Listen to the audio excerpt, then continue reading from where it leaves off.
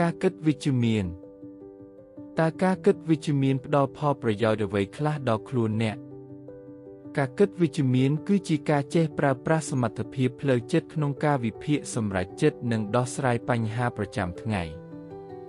វាជាជំនាញមួយសំខាន់ណាស់ដែលផ្ដល់អត្ថប្រយោជន៍ជាច្រើនក្នុងជីវិតប្រចាំថ្ងៃបើនិយាយឲ្យបានក្បោះក្បាយអាចបែងចែកអត្ថប្រយោជន៍នៃការគិតវិជ្ជមានបានដូចខាងក្រោម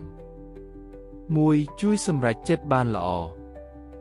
ការគិតវិជ្ជមានធ្វើឲ្យមនុស្សអាចពិចារណាលើជម្រើសផ្សេងដឹងពីគុណវិបត្តិរបស់នីមួយៗហើយជ្រើសរើសជម្រើសដ៏សមស្របបំផុតជួយសម្រេចចិត្តបានត្រឹមត្រូវដោយវិភាគគុណវិបត្តិនៃជម្រើសនីមួយៗ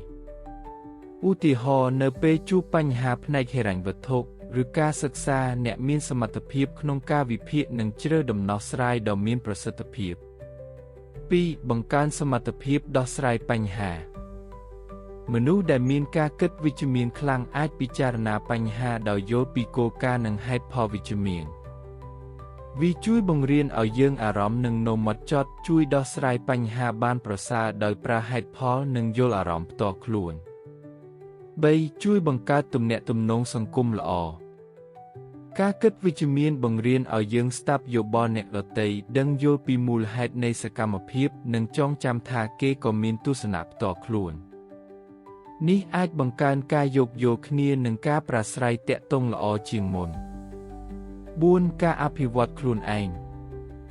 មនុស្សដែលចេះគិតវិជ្ជមានធម្មតាមានការទាញយកបទពិសោធន៍ពីអតីតកាលដើម្បីប្រើប្រាស់សម្រាប់អនាគតវាជួយដល់ការអភិវឌ្ឍខ្លួនឯងជាប្រចាំនិងធ្វើឲ្យយើងចេះរៀនពីកំហុស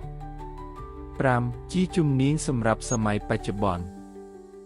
នៅសម័យដែលព័ត៌មានច្រើនហើយភាគច្រើនមិនអាចជឿបានភ្លាមមនុស្សត្រូវការគិតវិជ្ជមានដើម្បីវិភាគព័ត៌មាននិងសម្រេចចិត្តដោយផ្អែកលើហេតុផលមុតមាំធ្វើឲ្យមានការអភិវឌ្ឍខ្លួន